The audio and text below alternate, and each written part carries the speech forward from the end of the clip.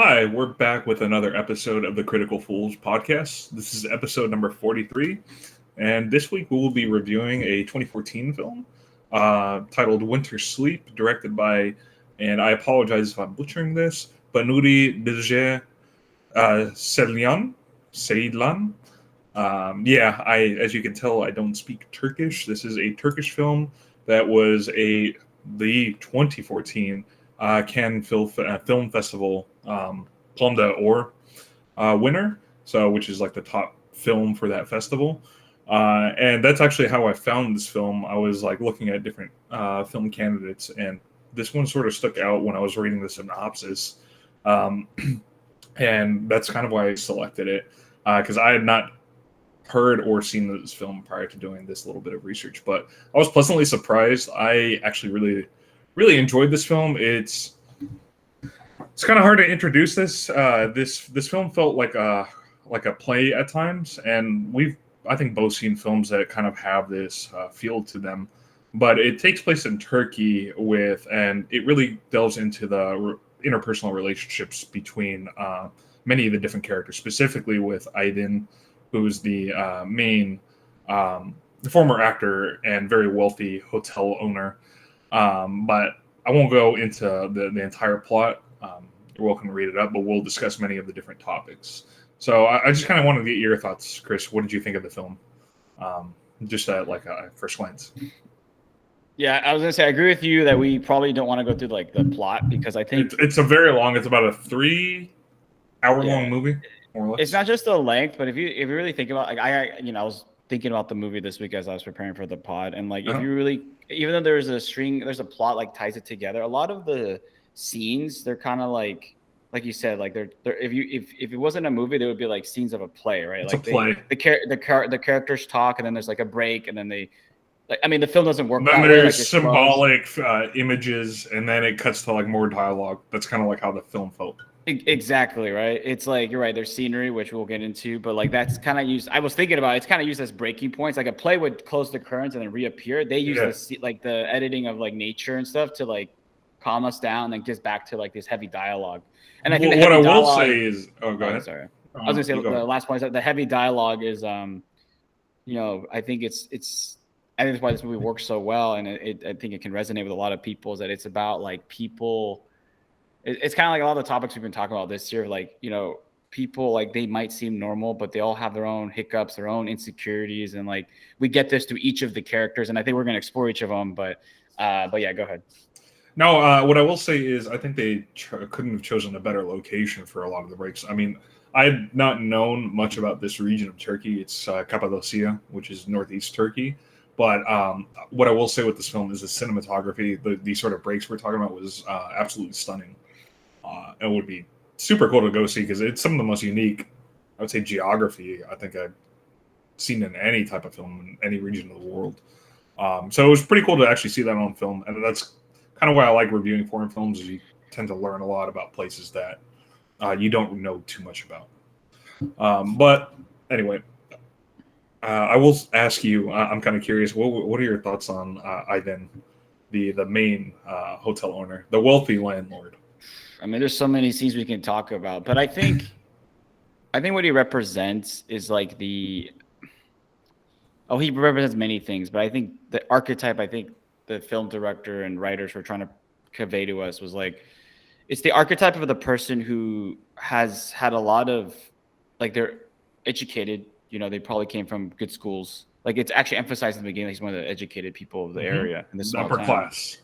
Yeah, he's not hurting for wealth and money. He's kind of like when we discuss like people who have the privilege of free time to think about bigger picture things and introspect and stuff like that. He's of that ilk, but at the same time, you see that like he lacks empathy, right? Like he doesn't see that how maybe another person's life is the way it is because of events that accumulated there for maybe their fault, maybe their choices, but also maybe out of their control.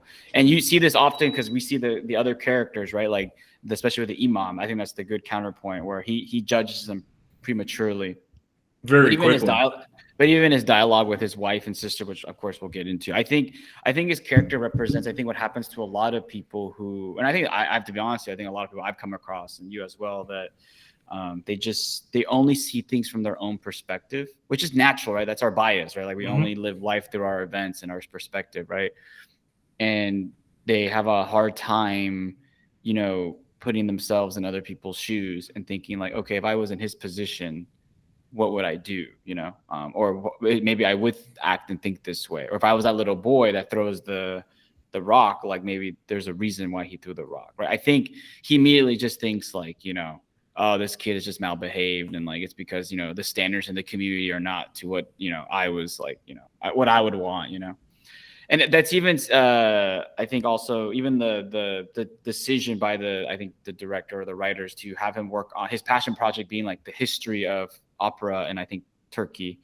I think that also is another mechanism to show us, the audience, that he really is not hurting for the necessities of life, because if I got to work on a passion project of like the history of, I don't know, like theater in Turkey or something like that, like I clearly am doing okay in life. But I'm curious what you thought of him, because I know you felt strongly about some of his like themes of like how he was at times manipulative or demeaning or played both sides of an argument.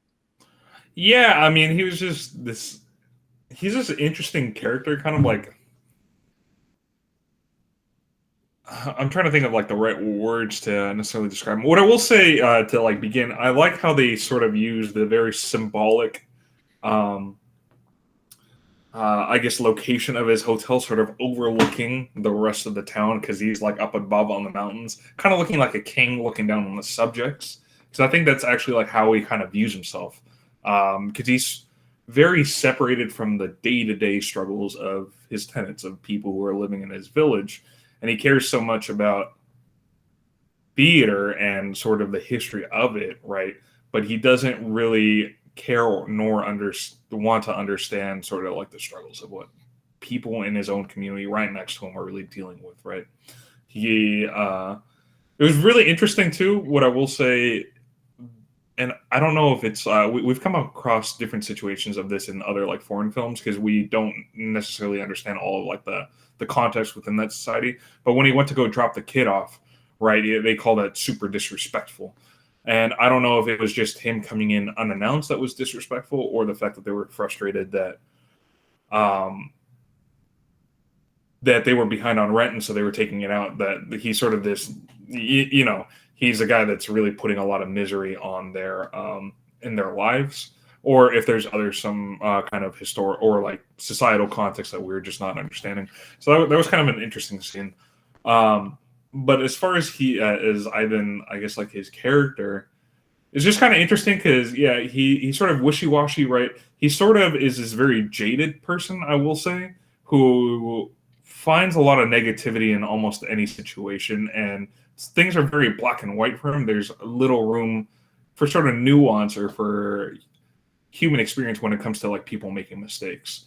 And so that was pretty interesting, because he gets a lot of pushback from people around him, but he just wants to sort of phase them out or not necessarily listen to them throughout most of the film. I don't know if you agreed with that, or if you had any other takes.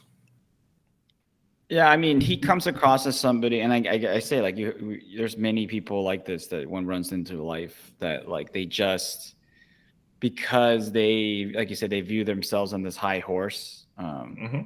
They have a hard time like understanding, let's just say, like other types of like decision making from other types of vantage points. Like he views himself I think he says it right, like this enlightened individual, like intellectual. He says it a lot of the time, intellectual, like like I'm well read. I think about things. I'm not just like living through my basic instincts.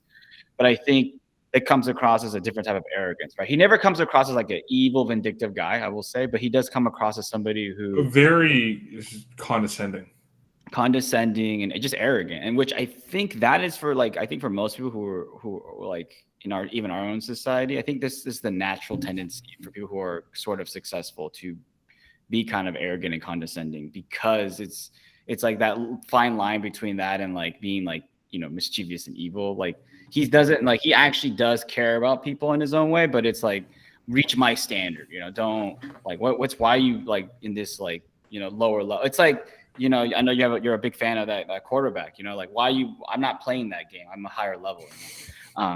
It's that kind of arrogance. It's that kind okay, of, bud. right.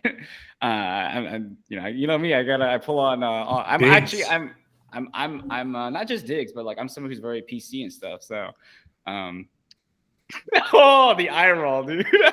Yeah, but I've even said that out loud. But anyways, anyway, go ahead. Anyways, but yeah, I do agree with your take. I do think it's that archetype. What I realize now, reflecting on the movie this week, is that there's a lot of archetypes in this movie that like you are not explained, but you're expected to pick up on, which I find refreshing. Yeah, it was interesting. Yeah, and to add to that condescending point, it's just interesting because he wants to be sort of like the caretaker or think he knows what's best for everyone, but at the same time, he's very condescending and basically tells people they're idiots in a lot of the film. And the scene that really sticks out is when Nihal is doing her fundraising, right? Because everything is sort of, she married money, right? In a way, yeah, she married her quote unquote like sugar daddy, if you want to look at it that way for like modern American context. And everything is sort of taken care of, pampered, but she doesn't really have purpose. So the purpose that she sort of has carved out is actually fundraising for schools in the area, because it's not a very affluent area of Turkey. And then at some point, her husband has to come in and be like, no, you don't know what you're doing. You like, what's gonna happen? And he's like, I know you're well intentioned, but you just don't think these things through. You don't have the experience. Let me take care of it. Let me handle it. And I think she's just so frustrated with him, because it's like, this is the one thing that was kind of giving her sort of purpose that she could consider that it was her own. And he just wanted to take it over. Like apparently she claims he always does, like in her life, in their marriage together. So it was just interesting seeing these dynamics happen between all the different characters at all different socioeconomic levels throughout their society. But yeah, is there any other scene that really stuck out to you that you want to talk about? There's many scenes, but to add on to your point, I do think like it's like his perspective. It's almost, I couldn't really decipher it myself, but it was like a mix of like, because it crossed my mind watching the film, like, does he not respect her, or is it more like I don't trust her cognitive ability? It seemed like it was like in that area. Like one could argue both sides, or maybe it's a mix of both. But it was. I think it's just the arrogance that anything she could do, I can just do better, so I might as well do it. Yeah. And yeah, I would say so. One of the scenes that like I liked a lot was actually between his wife, Nihal, right? And the sister-in-law. Is this where you're going? The sister. I don't think it's sister-in-law. I think it's her sister-in-law. Her sister-in-law. Her sister-in-law. Yeah. I like this scene because it's obviously it passes that Bechtel test, I think it's called. Females talking to each other. But I actually still about a male. But anyways, so I have to pull out my my knowledge. But basically she's debating. They're having an argument about like, did she make the right decision leaving her abusive ex, right? I think he was having he was abusive, or he had I forgot the context if he was having affairs. So basically he was not like an upstanding husband, right? And I think what I found interesting about this conversation is that it doesn't happen often in our own media here in the let's say America. I'm going to just say America, not the West, because I don't want to speak for entire for the Western Hemisphere. But in America, I don't see there's a lot of conversation on this topic of, because what she's basically arguing, her argument, the sister, is like, I'm miserable now, and I'm debating in my mind if I'm more miserable now or if I was like a little bit less miserable with my husband, right? Because she's older. It's not like she has men knocking on the door, like she doesn't have prospects, basically. It's like, that's the truth, right? That's what she's kind of hinting at. And I think the counterpoint from Nihal is like, you were miserable there. You're just viewing things in a rose tinted, glasses, rose-colored glasses. Yeah, rose-colored glasses. Thank you. It wasn't that great. You were miserable. But this is what I liked about this movie. It's like they both have points, right? Like one side is like, I'm gonna probably die alone now, Hmm. and the other is like, it wasn't that great. Like you're gonna be miserable, but it's like maybe the argument was like, maybe it's all about what kind of tolerance of misery can you What are you gonna live you know with? live with, right? Because also the sister, like I think she ripped into Nihal a bit about like, is your marriage so great? Like you make it Yeah, sound like, you seem so easy, like judging others when your life yeah, is not as great as you make it out to be. exactly. Yep, you caught it. You said it best. And I found that whole conversation interesting because I think, again, I go back to what we don't see in our own media. I don't see a lot of conversations about this. I see a lot of, uh, girl boss and like, oh, you can, have it all Live your and, best life, live your best whatever life. cliche you can insert. And I got to protect the names, but I was having a conversation the other week with somebody who's basically admitted to me that like, one of her exes, she kind of was just involved with him because like it was, sure, she was young, it was a fun time, but also, She's he, lonely. he no, he could do her homework.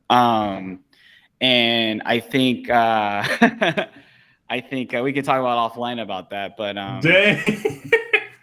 Yeah, but I've heard all kinds of stories, dude. yeah, and as when I was younger, I used to think like, oh, maybe I guess what I want to say, Alexis, is that like as I get older, the more I want to stay humble, but the more I'm reassured of my convictions of like, I don't think you should do that to people. Like I even if it's like, unless you're both like, Yeah, unless you're unless worried.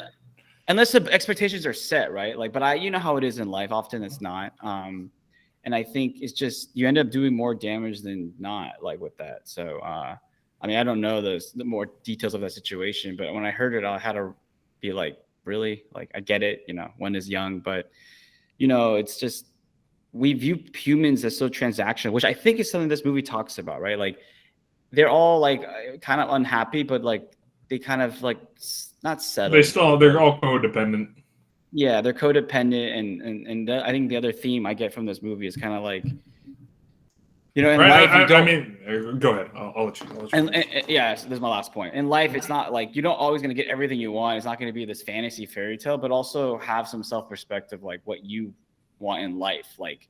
And then we're going to talk about other scenes between the wife and husband, but like it seems like a lot of these issues is just because like. I don't know if it's compatibility, but like she can't articulate clear enough that like, look, I know what our marriage is, but like I want to have my own thing because I want to find a purpose.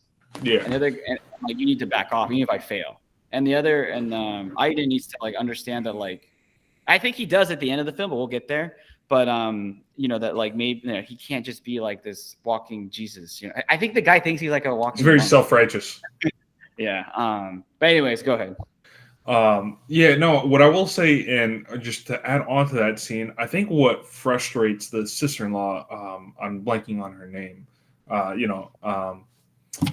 Nihal's sister-in-law, is that, like, look, you're telling me, or you're judging me saying I shouldn't go back to, like, my ex, right, I didn't have the best relationship with, but yet you're giving me this advice, and that you're in your own life, your relationship with Aiden, you're still with him despite the fact that he's abusive on other, maybe not physically, but on other multiple fronts. But you still stay with him because you're codependent. You like the lifestyle and money as much as you say that you don't. Because even during one of the fights, when I then said, he's like, dude, I'm not tying you here. If you want to leave, you can leave. If you want to do whatever. And then I think that frustrates her because she calls him basically toxic, which he is. But at the same time, she doesn't. She could take the responsibility and just dip if she's that unhappy, but she doesn't want to. And so it is this weird codependence that all of these characters kind of find themselves in. Yep, I agree.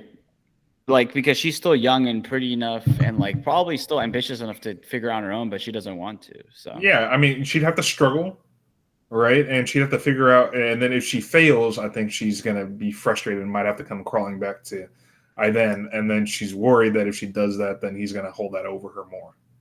I feel like that's sort of her thought process.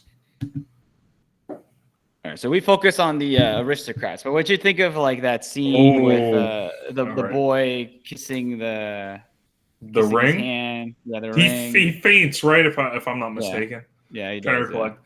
It made my stomach churn.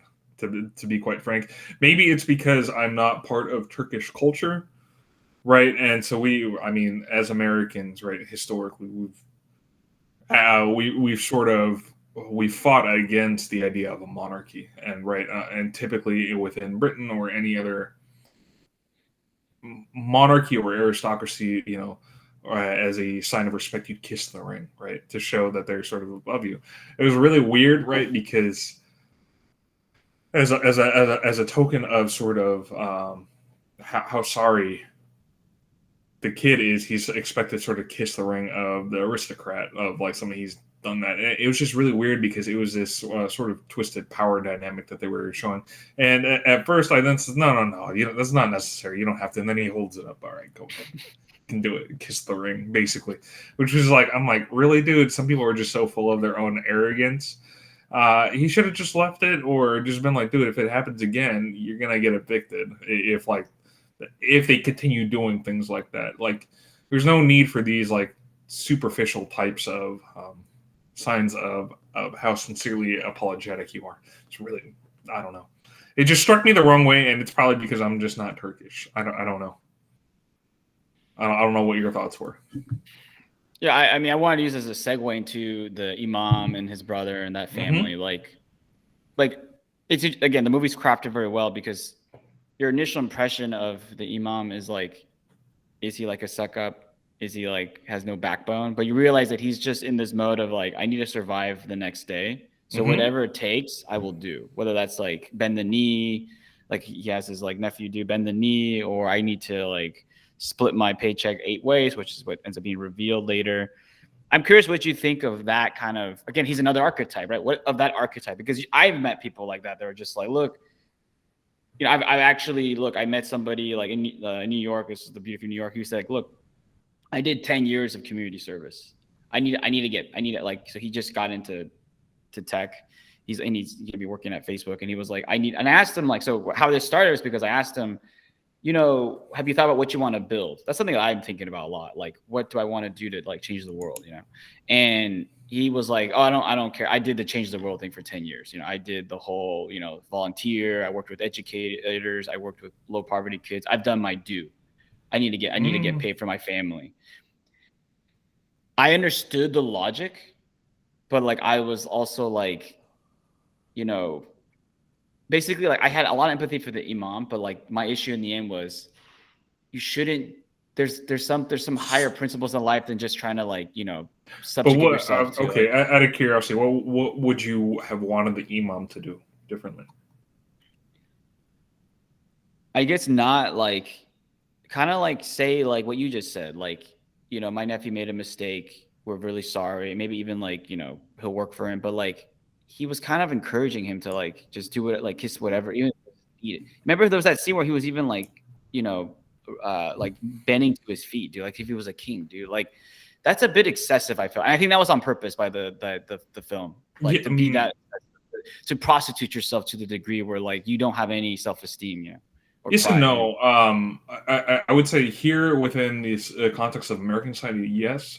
I'm just not well versed in what is accepted or expected in rural Turkish society, and so maybe that's just what is expected, or like some of the norms, and it's just difficult because he has to care for a lot of.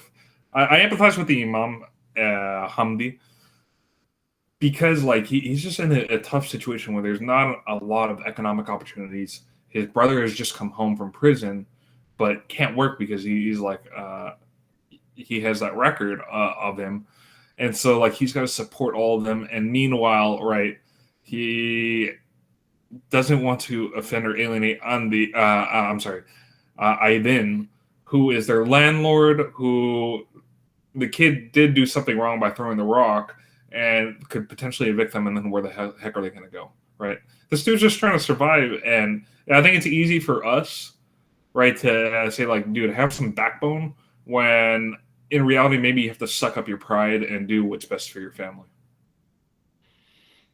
That was the archetype he was portraying. I think I think that what the film was teaching us was that there's a fine line, like with all these characters, there's a fine line of doing that, and then, you know, having like no, forget backbone, just like having no, like, you know, my nephew made a mistake, and we have to work our asses off. He's got to, like, you know, maybe work for you, but I'm not like a lesser human or less of an intelligence. See, this movie's all about fine lines. I have a like, question for you then. Let's go. Let's flip and contrast this to another very powerful scene.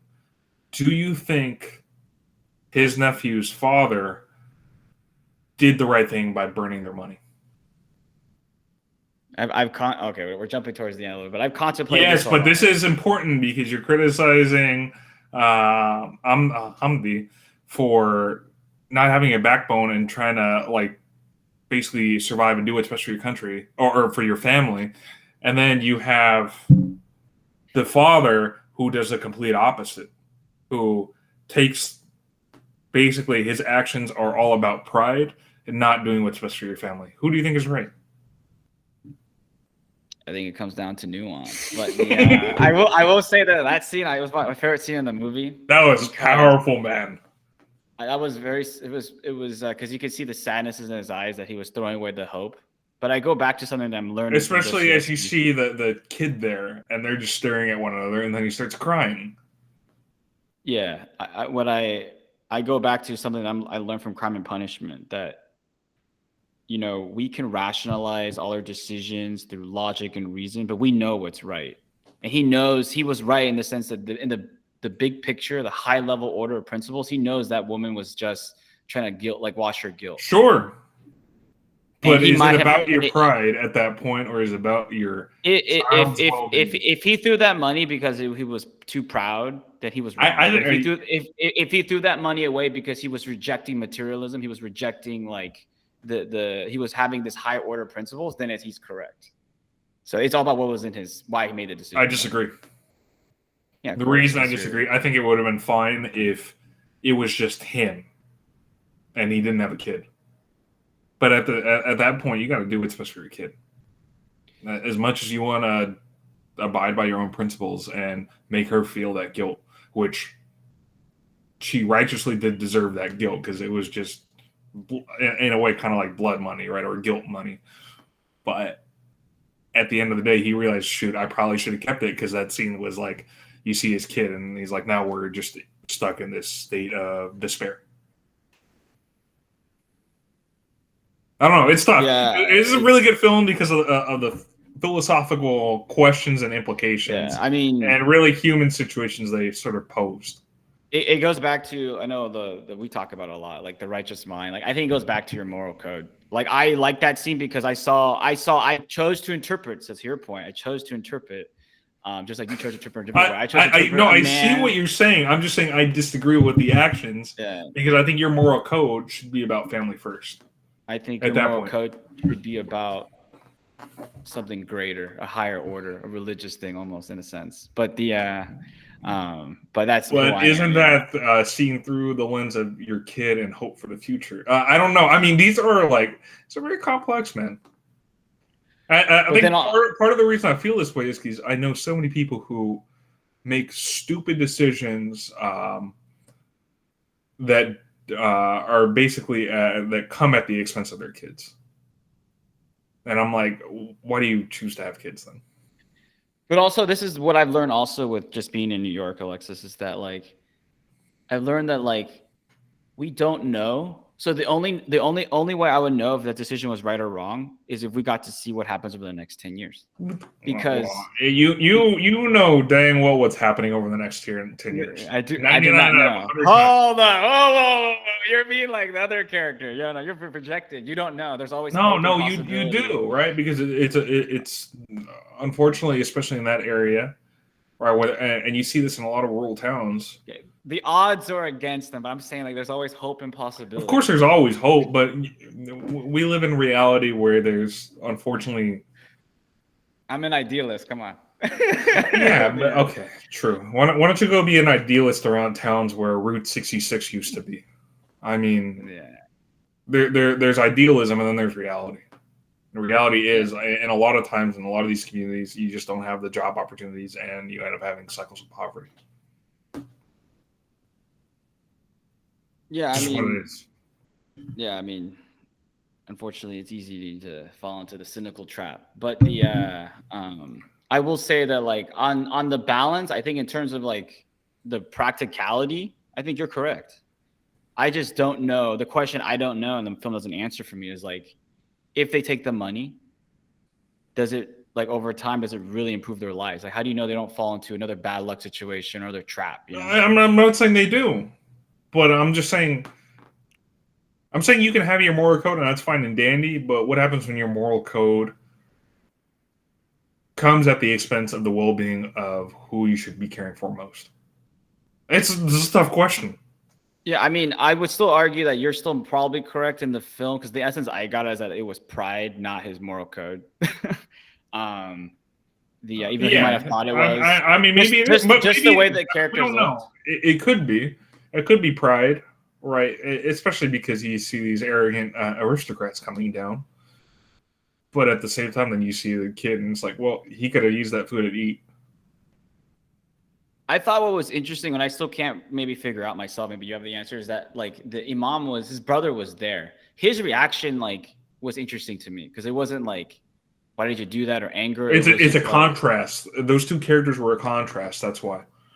yeah, it was more like I was tempted by the forbidden fruit, and you Yeah, he was took the being decision. judged.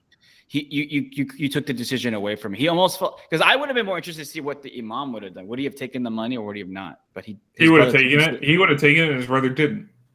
That's the whole point. That's why this film was so good, was because you had these very much, and I see where they're going. Even though I haven't read this book, I read that it was inspired by the brothers Gromnikov. I'm apologizing if I'm mistaken this by Dostoevsky, where they took, and I could see the contrast of the characters in a typical Dostoevsky type of book, right?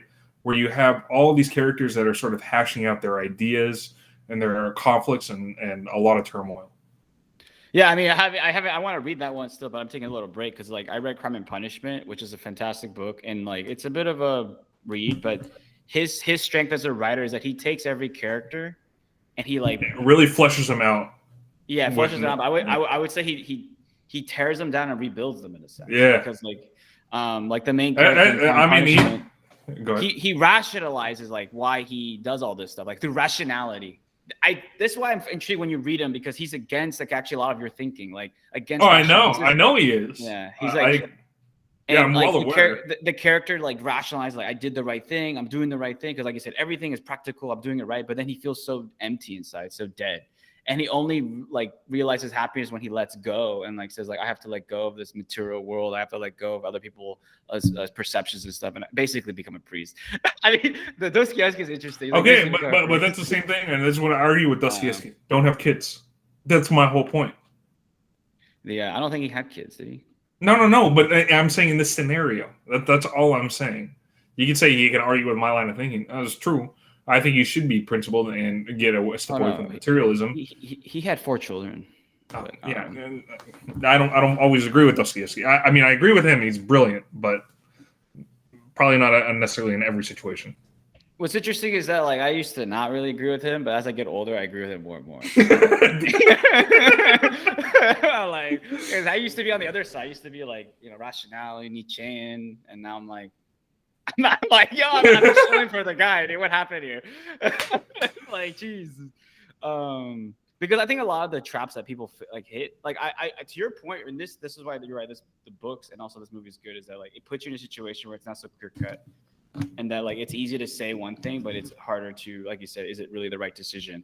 But I think in general principles, like when I interact with people of my social class and up and down a little bit, they probably should lean on the other side versus like rationalizing everything. Oh, I know. I 100% agree with you. If you're saying that there are issues with having rationality be at the forefront all the time, rather than being principled, I totally agree with you. That's what it's hashing out. But I'm saying this is a very specific situation, and it's all circumstantial or situation dependent. In this situation, it's like, what is the most important? Is it your principled, higher moral ethical code, which I think everyone should have, and I think too many people sort of fall right for their own personal benefit, and I think that's the point. If you're doing it for your own, if you're breaking your code for your own personal benefit, I don't agree with that. But if you're breaking it, to try to better your loved ones around you. And look, and to be contrarian, because I love being a contrarian, look, one argument I would say against Dostoevsky is that, like, you're also projecting a certain moral code because, again, I go back to what other, like somebody could be very Kantian or could be very like, just different, like they could have different partitions what morality is. Like you could be Randian, right? And you can say, I'm being Randian. Like, who are you to say like your interpretation of what morality is better than what I like? I'm very happy crushing people. Now you're becoming Nietzsche. We can make our own moral codes. Yeah, well, I mean, it's also Randian, right? Rand believes that too. Like whatever gives you pleasure is your morality. Yeah. We can rip in Rand for about a year if we really wanted to. Don't worry, maybe I'll pick that movie next, a garbage movie, Atlas Shrugged, dude. Just so that you can bomb it, dude. If the movie's bad and then the whole like morality is terrible. But so I read the book, so I mean, I put the due diligence of the work. It was a painful read; it took me forever. But the only good part of the book is literally the ending with the "Who is John Galt" speech, because I was like, okay, I could get the argument there, but everything else is done.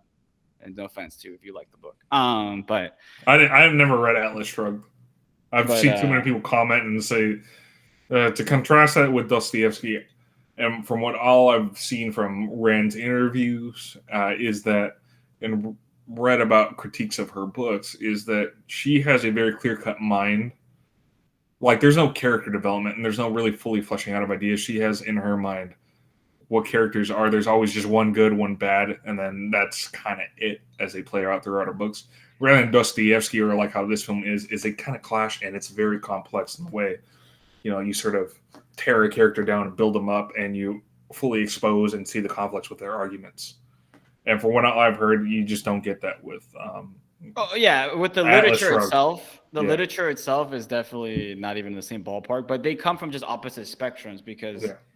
I'm talking about literature itself. The books are garbage, but I heard that I found the hands a little bit better. But basically, like Rand is pretty simple. It's like the heroes of your society should determine the more like. So basically, Bezos is a hero of our society because he's wealthy. Yeah, Elon Musk should be our leader. I've actually heard people say this. I'm like, what are you guys talking about? No, but it goes beyond that. What? Yeah, it goes beyond that. Right? It goes like they should determine our moral, like whatever they think is moral is like what we should follow. I go like, okay. So they become our gods on Earth, basically, what she's because she says in her book. I mean, I read Atlas Shrugged. Like she says in the book, like it's the heroes of our society who should we aspire to be? Like, why would you aspire to be this like conformist? Basically, she's so anti-communist, right? Like conformist, like stuff. Like the great heroes of society are our archetypes. Look, Rand is a product of being under the impression of the Soviet Union. Yeah, exactly. And so that really formed her, and I think she was probably so scarred by some of the things that were happening. Was she from Ukraine or from Russia? I think Ukraine, right? Ukraine, right? She's probably, terrible things with like the purges that were happening in the 30s in the Ukraine, right? I think that probably so scarred her psychologically that it informed her moral code and her sort of viewpoint on life. This is very interesting. No, she's not from Ukraine. She's from she was born in St. Petersburg and lived there as a kid. Wow. Okay. Russia. Yeah, so she was in the heart of it. All right, but even more to my point, makes you think: would she have the same moral framework, or would she have developed that if she wasn't present in the Soviet Union during that time? The answer is easy now that I have this new principle I've arrived to, that like who you are today is the accumulation of all your life events up to that point. So she would not have. You're a product of your environment is basically what you're saying, Chris. Yeah, but also that's an old adage. Yeah, but also her life events, right? Like like if she like had gone to not America but another country that was like maybe doing a bit better, maybe she wouldn't be so like harsh, right? Even though she had all this rough upbringing, I think she came to America, saw so much freedom, and was like, oh, this is the best society ever, and look It's the great men that So make it it's happen. interesting talking about two Russian figures.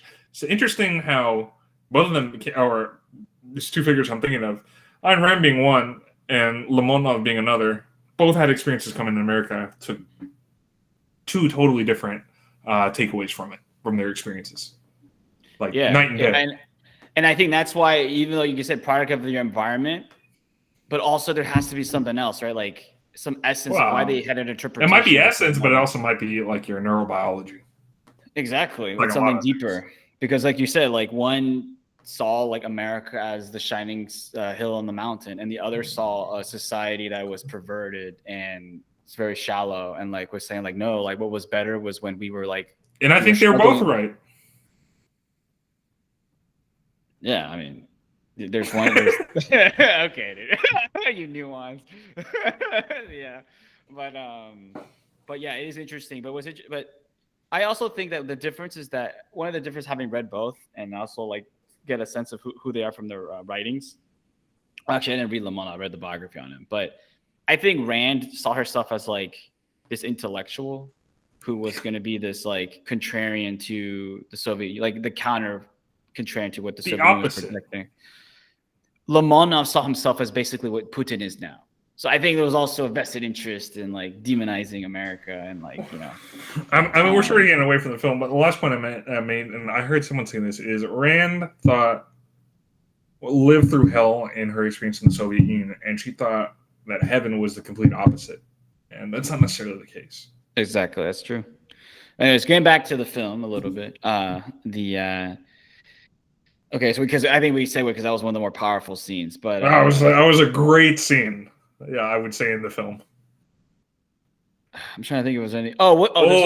There's another great scene where where they're drinking and like they're having the argument about like he not helping. Yeah, I wanted to get to that. Yeah, what did you think of that dynamic? So that was interesting because you. So to bring context, basically, Ivan was supposed to go to Istanbul, I believe, right, at this point. But there's a big snowstorm, and he decides not to. So he goes to visit his buddy, Suavi, and then another sort of, I guess, someone from the village comes. His name's Levent. And they come out because I guess Levent and Suavi were supposed to go hunting, and Ivan is the one who just showed up unexpectedly. But anyway, they all get drunk. They're at Suavi's home, and they're drinking, and then all of a sudden, tense conversation kind of comes up. And so what ends up happening is apparently several years prior, Levent brings up that there was an earthquake, and it caused a lot of damage. And basically what he was saying, he's like, there are a lot of people hurting, but you didn't offer any of your hotel space to the people who were really affected by this earthquake. Like, how can you sort of live with yourself, right? Like, that wasn't the right thing to do. And then Ivan gets very defensive and counters saying, what are you talking about?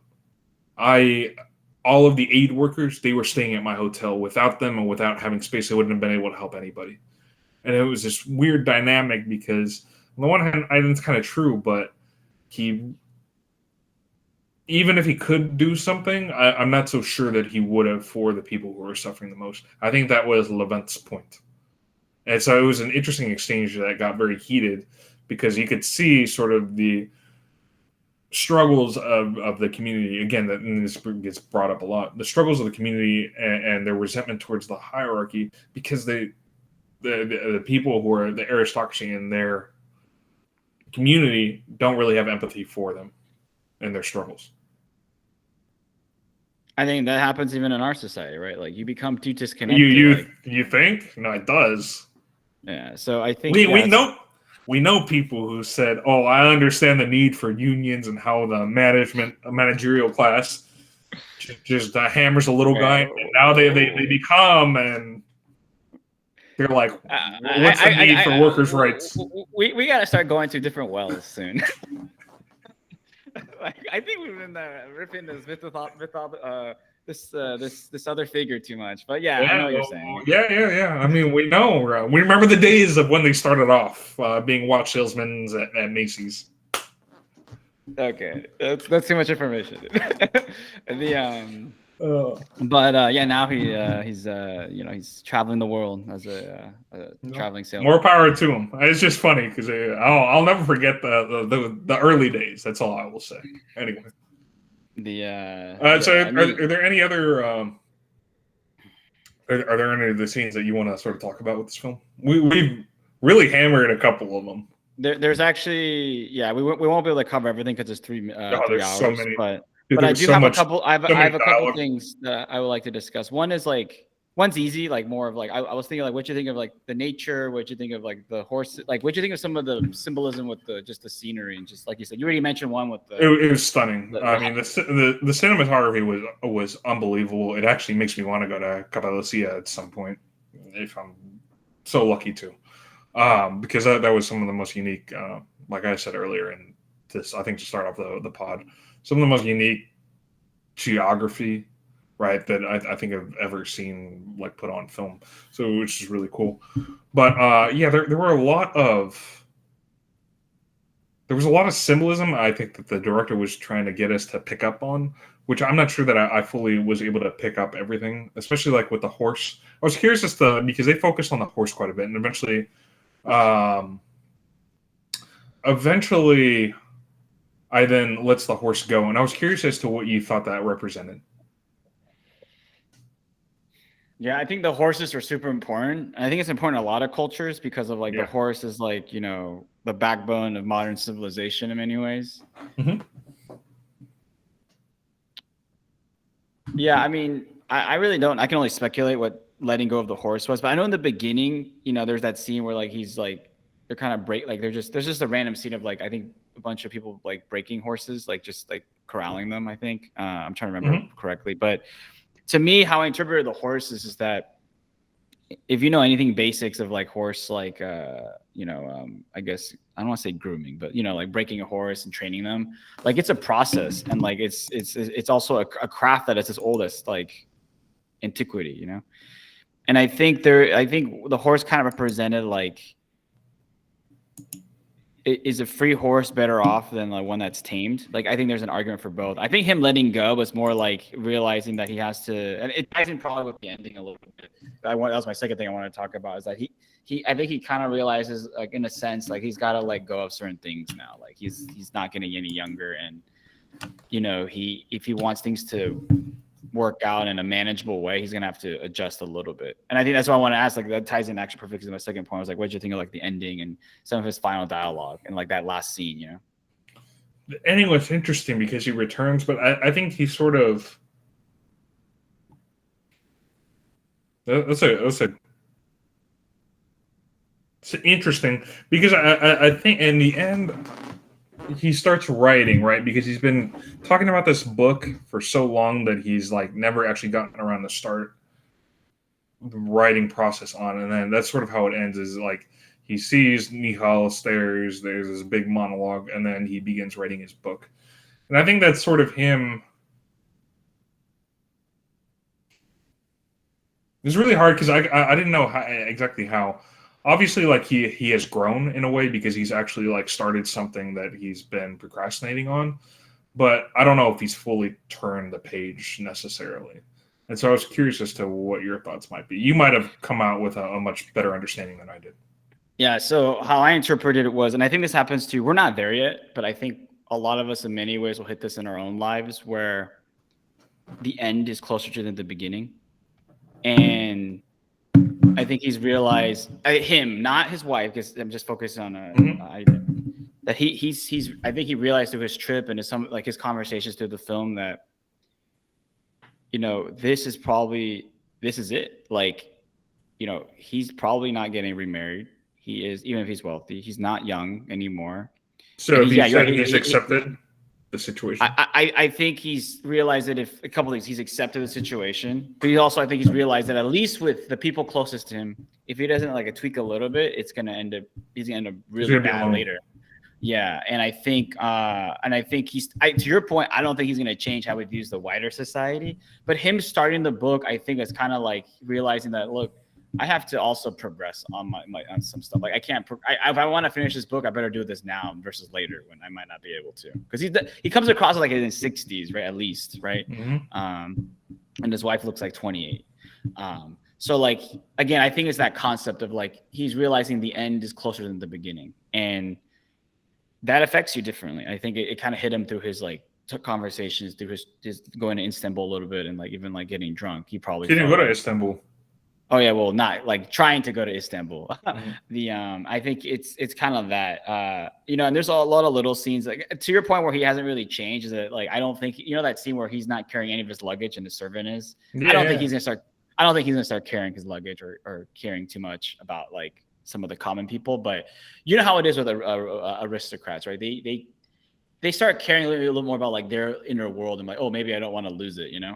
Right? People want to grasp on what they can hold on to. And I think it comes with aging. And like I said, I like that quote, like, or that phrase, like he realizes the end is closer than the beginning. So he better get on the last things he wants to do, which supposedly is that book. And I think also maintaining what he has with that marriage, right? He even says that line that's very self-aware. Like he knows that she doesn't love him, but like, you know, he can just enjoy the wife he has. Yeah. At least his perspective. We don't get hers too much, but his perspective. So that's my interpretation. I think the takeaway I got from that is that like right now, you know, we're still youngish, but we think the future, you know, the world is our oyster, but there's going to have to be a point in our, let's say 50s that the end is that's that concept, right? The end is closer than the beginning. And like, we'll probably start thinking differently and acting differently, you know? So sure. No, I mean, you've pretty much said everything that needed to be said there. So let's get into those ratings. I guess I'll go first because you picked this one. Sure. Yeah, I thought this film was great. I didn't mind the length. I thought it was very articulate. As it was made for some like people, an audience that doesn't need to be spoon-fed. I think this film, though, it didn't give me. This is totally biased, but it didn't give me that emotional like oomph that I like when I say masterpieces and stuff. I thought it was just really like high level just art. Because of that, I'm sticking with a solid 8.5 out of 10. So it's like a good movie, upper tier, but like, you know, for me, that top tier needs to hit like I gotta feel like, man, I'm having a human experience, like, you know, Chappelle says, yeah.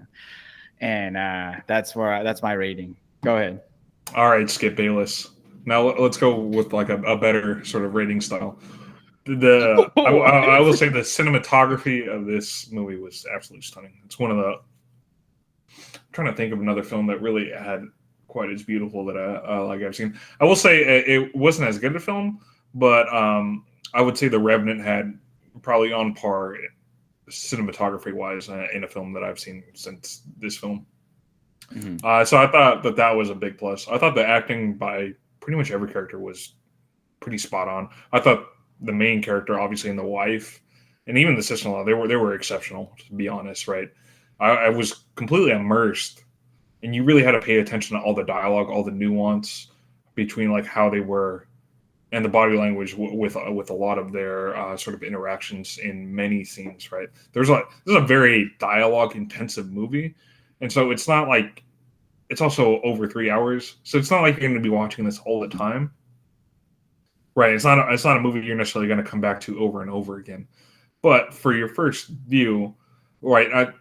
I thought it was a great movie. I thought that they touched a lot of different interpersonal relationships that and really delved into a lot of the things that were conflicting and really ailing all of the different characters, and they really try to flesh them out. And you could see how Dostoevsky's work really influenced this film, as well as apparently another short film that this film was adapted from. It was called The Wife. It's really by Anton Chekhov.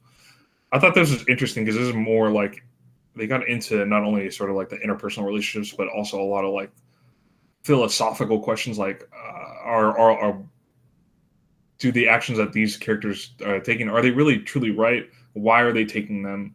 Really trying to like you said, sort of break the characters down and build them up, and seeing like how their dynamics work out. And I think that's what they were trying to flesh out with this film. I thought it was great. I would recommend this film to anybody, despite the length. But you have to know what you're sort of getting into. I'd give this film a 9.5. 9.5 it is. All right, so that concludes this episode. Yeah, like always, like and subscribe, and leave us any comments. The next episode is going to be interesting. I think it's going to be hard for us to talk about the movie next episode, because next episode is going to be 500 Days of Summer. But it's going to be interesting. I think it'll be a good movie. It's a good movie. I actually like that movie a lot. Yeah, I would say it's a solid movie. It's not like I'm not going to disclose my rating right now, but I would say that's going to give us an opportunity to talk about, I think, a lot of things. The hot topic of relationships and dating, and like, let's say the more of the last 10. It's 15. Pretty good. No, it's good though, because it doesn't fall into a lot of cliches that films of that genre typically fall into. I think that's what I appreciate about it. Yeah, it tries to. Yeah, we'll get into it next time, but that will be our next episode. Anyway, that was a little sneak peek. Yeah, we'll get into it. But anyway, if you enjoyed our commentary on this film, The Wife, please like and subscribe to our channel. Winter Sleep. What did I say? You said The Wife. Oh, The Wife. The Wife is what this film was adapted from. Winter Sleep. I apologize. I'm getting my my art mediums all jumbled. I apologize. If you liked our commentary on Winter Sleep, please like and subscribe to our channel, and stay tuned next week when we will be reviewing 500 Days of Summer. Until then, we're out.